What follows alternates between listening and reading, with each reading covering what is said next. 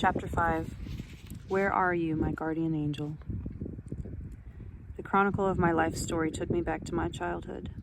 My reminiscences continued up to the point where I was playing in the sand with the country kids, and then broke off. At that moment, my soul was overwhelmed with an inexplicable sense of alarm. Not a single event in my whole life aroused positive emotions or feelings comparable to those I had experienced that morning after spending the night with Anastasia. Or with those that arose in me after she brought the rhythms of surrounding nature in tune with the beating of my heart. I described this experience in the chapter Touching Paradise. But I considered these marvelous feelings to be something created in me by Anastasia. They weren't my own. They were artificial, a gift from Anastasia. Involuntarily, I compared them with those of my previous life and found no analogy whatsoever. Again and again, I hunted down recollections of my life, as though running a movie reel, backward and forward. Everything I saw was related to my efforts to get or achieve something. Sure, I got what I wanted, one thing after another, but there was no great feeling of satisfaction. Instead, some new desire merely appeared. In the most recent years of my life, when those around me thought how splendidly everything was turning out for me, aroused an even greater feeling of confusion and chaos. The cars I had acquired, the women, the banquets, the gifts, the congratulations I had received, all seemed empty and pointless.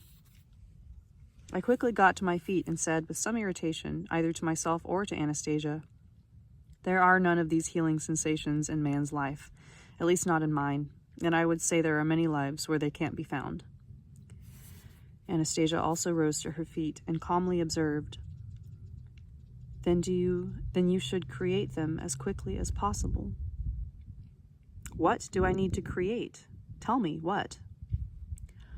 "First, you must understand what holds the greatest meaning or significance for you.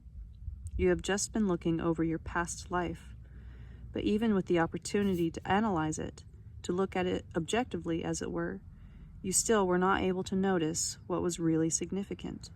You kept latching on to the usual values as you saw them. Tell me the situations where you felt you came closest to a sense of happiness." "There were 2 situations, but each time something prevented me from feeling truly happy in them." "What kind of situations?" "Back in the early days of perestroika, perestroika, the policy of restructuring the economic and political system of the Soviet Union initiated by Gorbachev in 1985, which eventually led to the collapse of communism and the breakup of the USSR in the early 1990s.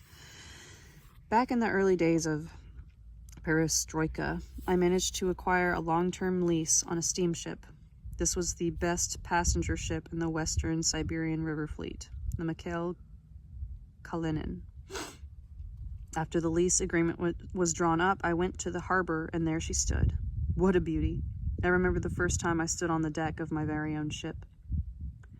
"And did your feelings of happiness greatly increase when you stood on the deck?" "You know, Anastasia, our lives are filled with all sorts of problems. As soon as I had climbed aboard, I was met by the captain. We went to his cabin and had a bottle of champagne together. During our conversation, the captain advised that all the water pipes needed cleaning at once, or the health authorities would not allow us to set sail. And there were other things that he told me." "And so, Vladimir, you immersed yourself in the problems and cares involved in the running of the ship." "Yes, that's right. There were a lot of them." "It is inherent in the nature of artificially created matter and various mechanical devices, Vladimir, that they bring up more problems than pleasures. Their benefit to man is quite illusory." "Well, I don't happen to agree. Maybe in themselves these mechanical devices have problems. They need constant repair and maintenance. Still, they help us get a lot of things." "What, for example?" "Even love." "Genuine love, Vladimir, could not possibly be under the control of artificially created objects. Even if you owned all the objects in the world, you would not be able, just with their help, to gain access to the true love of even one woman." "Well, you simply don't know our women. You're spinning theories, that's all. I managed to get it." "Just what did you manage to get?" Love. I quite simply succeeded. There was one woman I loved a great deal. I loved her for many years, but she didn't really want to go off with me anywhere alone. When I got my ship, however, I invited her abroad and she accepted. Can you imagine how great that was? Here we were sitting alone at the ship's bar.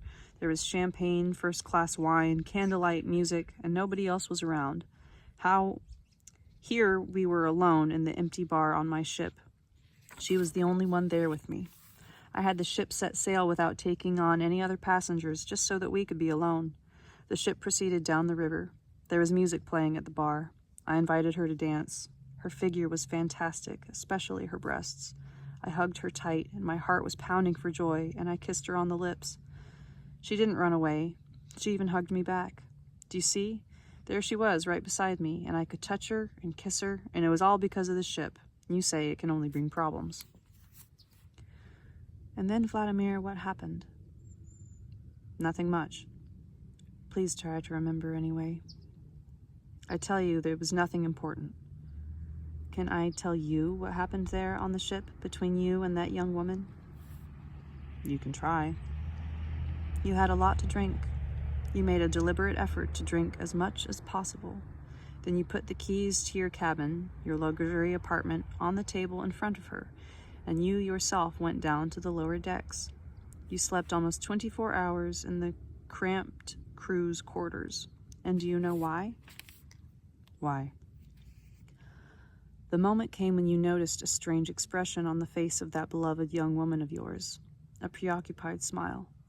Intuitively, even subconsciously, you realized that she, your beloved, was thinking how happy she would be if only it were her own beloved that was sitting across from her in this bar, instead of Miegre.